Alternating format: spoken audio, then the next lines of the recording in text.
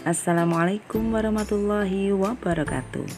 Selamat pagi anak-anak. Tentunya Putri yakin kalian rindu untuk ke sekolah. Back to school, kangen dengan guru, pengen bertemu dengan teman-teman. Tapi karena suatu kondisi, tetap bersabar. Kita belajar dari rumah dulu ya, agar senantiasa kita selamat dari wabah. Nah anak-anak, patuhi prokes 5M sebagai ikhtiar kalian untuk sehat. Pada pagi ini tentunya siapkan semangat kalian dan kita akan belajar dengan menyenangkan. Baik anak-anak, kita mulai pembelajaran hari ini dengan bacaan basmalah bersama-sama. Bismillahirrahmanirrahim. Di hari ini kita akan belajar tentang tema 1, selamatkan makhluk hidup, subtema 1, muatan IPA, perkembangbiakan tumbuhan. Tujuan pembelajarannya yaitu yang pertama, siswa mampu memahami cara perkembangan pada tumbuhan dan menyajikan karya tentang perkembangbiakan tumbuhan. Anak-anak tentunya di sekitar kita melihat berbagai macam bunga yang begitu cantiknya, bahkan bunga ini semakin hari semakin banyak. Nah, banyaknya bunga atau bertambahnya varietas bunga itu akibat ciri makhluk hidup, yaitu tumbuhan mengalami perkembangbiakan. Mari kita sama-sama membahas perkembangbiakan tumbuhan.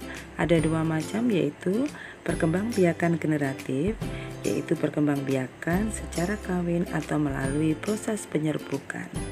Dan yang kedua adalah perkembangbiakan vegetatif, yaitu perkembangbiakan secara tak kawin atau tanpa melalui proses penyerbukan. Coba anak-anak, apa yang dimaksud dengan bunga? Ada yang bisa? Baik, hebat. Bunga adalah bagian tumbuhan yang berfungsi sebagai alat reproduksi atau perkembangbiakan. Selanjutnya kita akan belajar bagian-bagian bunga dan fungsinya. Perhatikan gambar berikut. Yang pertama adalah mahkota atau corolla, berfungsi untuk menarik serangga sehingga warnanya juga menarik dan bagian ini lebih besar dari bagian yang lainnya. Yang kedua adalah benang sari sebagai alat reproduksi jantan pada bunga atau alat kelamin jantan pada bunga. Yang ketiga adalah putik, berfungsi sebagai alat reproduksi betina atau alat kelamin betina pada bunga. Bagian selanjutnya yang keempat adalah kelopak, berfungsi melindungi mahkota bunga saat masih kuncup, sehingga bunga yang masih kuncup ini sangat terlindungi dengan adanya kelopak. Perhatikan nomor 5, yaitu dasar bunga, berfungsi tempat melekatnya mahkota bunga. Yang keenam, tangkai bunga, berfungsi menopang bunga dan menghubungkannya dengan bagian tumbuhan lainnya. Dan bakal biji berfungsi sebagai tempat proses pertemuan benang sari dan putik saat melakukan penyerbukan. Nah, inilah anak-anak bagian-bagian bunga yang harus kalian pahami. Sangat penting ketika kalian mengulang bahwa alat kelamin jantan pada bunga adalah benang sari dan alat kelamin jantan pada bunga adalah putik.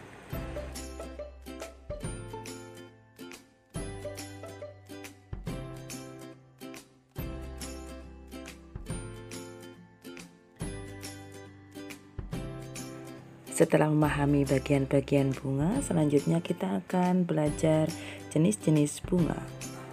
Berdasarkan kelengkapan bagian-bagiannya, maka bunga dibagi menjadi 2 bagian. Yang pertama, bunga lengkap, bunga yang memiliki semua bagian bunga, yaitu mahkota, benang sari, putik, dan lain sebagainya. Contohnya bunga mawar, bunga sepatu, bunga melati. Yang kedua, bunga tidak lengkap, bunga yang tidak memiliki 1 atau lebih bagian dari bunga. Contohnya bunga kamboja, kemudian bunga kelapa, bougainville, dan jenis rumput-rumputan. Berikut adalah contoh bunga sepatu yang tergolong pada contoh bunga yang lengkap, yaitu memiliki benang sari, putik, dan bagian lain. Kita lanjutkan jenis-jenis bunga berdasarkan kelengkapannya. Yang pertama adalah bunga sempurna, bunga yang mempunyai benang sari dan putik, atau disebut juga dengan bunga hermaprodit. Apa contohnya? Yang pertama adalah bunga mangga, bunga anggrek, mawar, sepatu, bunga tulip, dan bunga jambu. Yang kedua, bunga tidak sempurna. Berarti bunga ini hanya memiliki benang sari saja, disebut dengan bunga jantan, atau mempunyai putik saja, disebut dengan bunga betina. Contoh bunga jantan yaitu bunga malai pada jagung dan manggar pada kelapa, dan contoh bunga betina yaitu tongkol pada jagung. Selanjutnya, apa pula jenis-jenis penyerbukan? Sebelumnya ingat apa yang dimaksud dengan penyerbukan, yaitu jatuhnya serbuk sari ke kepala putik. Bagaimana proses pembuahannya? Serbuk sari masuk ke kepala putik menuju ke bakal buah dan terjadilah pembuahan.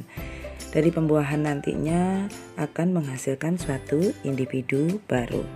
Kita mulai dari penyerbukan yang pertama, yaitu penyerbukan sendiri, yaitu bila serbuk sari dan putik berasal dari satu bunga.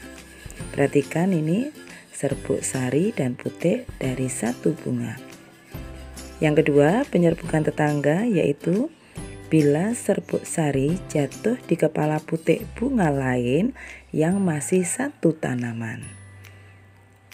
Yang ketiga, penyerbukan silang, yaitu bila serbuk sari jatuh di kepala putik bunga tanaman lain tapi masih satu jenis.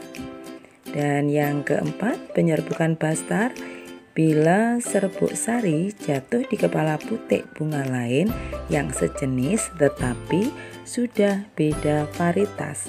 Misalkan mangga dengan apel, ada mangga apel, itu namanya penyerbukan bastar. Tetap semangat anak-anak, kita lanjutkan materi terakhir, perantara penyerbukan. Bahwa pada sebuah penyerbukan ada perantara, yaitu yang pertama adalah serangga, biasanya mahkotanya mencolok dan berbau khas, khasnya itu adalah khas madu. Contohnya kupu-kupu dan lebah.